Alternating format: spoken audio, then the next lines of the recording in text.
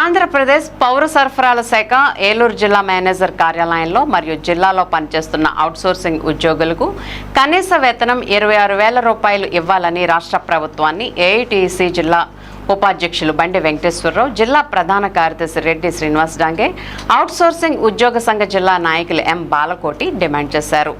బుధవారం ఏలూరు కలెక్టరేట్ పరిధిలో ఉన్న పౌర సరఫరాల శాఖ జిల్లా మేనేజర్ కార్యాలయం ఎదుట అవుట్సోర్సింగ్ ఉద్యోగులు ఏఐటీసీ రాష్ట్ర సమితి పిలుపులో భాగంగా నల్ల బ్యాడ్జీలతో నిరసన కార్యక్రమాన్ని చేపట్టారు.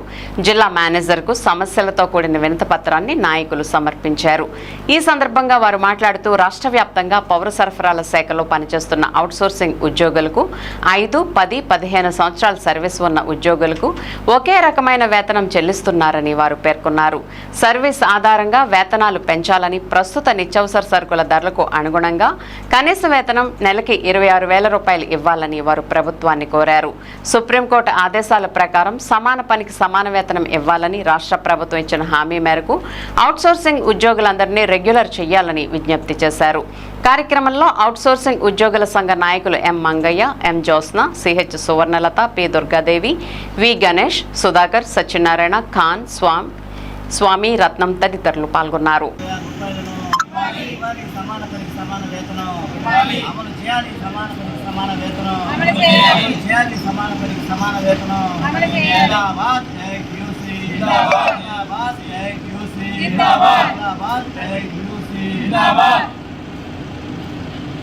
నా పేరు బండి వెంకటేశ్వరమ్మ, ఏడీసీ జిల్లా ఉపాధ్యక్షుల్ని.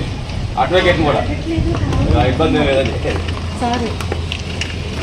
కామ్రేడ్స్, ఈరోజు రాష్ట్ర వ్యాప్తంగా సివిల్ సప్లై డిపార్ట్మెంట్లో ఉన్నటువంటి కంప్యూటర్ ఆపరేటర్లు, డేటా ఎంట్రీ ఆపరేటర్లు ఈరోజు నిరసన కార్యక్రమం చేస్తూ ఉన్నారు. ఏఐటీసీ నాయకత్వంలో ఇవాళ ప్రభుత్వ ప్రజా పంపిణీ వ్యవస్థలో వర్క్షాప్.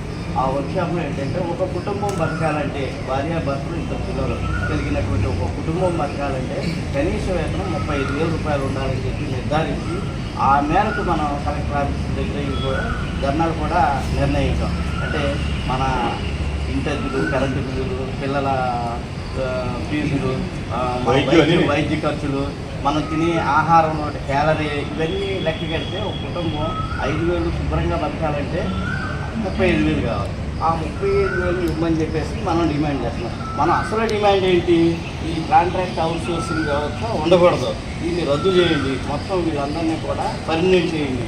లేదంటే అందాక మీరు పర్మనెంట్ చేసేదాకా సమాన పని సమాన వేతనం అమలు చేయండి. రెగ్యులర్ ఉద్యోగులు చేసేటువంటి పని మనం చేస్తున్నాం, అంతకంటే ఎక్కువ పని చేస్తున్నాం. మనకు కావాల్సినటువంటి దీనికి అవసరమైనటువంటి సిబ్బంది నియామకాలు తక్కువ ఉంటాయి. తక్కువ సిబ్బందితో ఎక్కువ పని చేయించుకోవడం చేస్తూ ఉన్నారు. దానివల్ల మనం ఒత్తిడికి లోన్ అవుతున్నాం. ఏదన్నా డేటా ఎంట్రీలో ఏదన్నా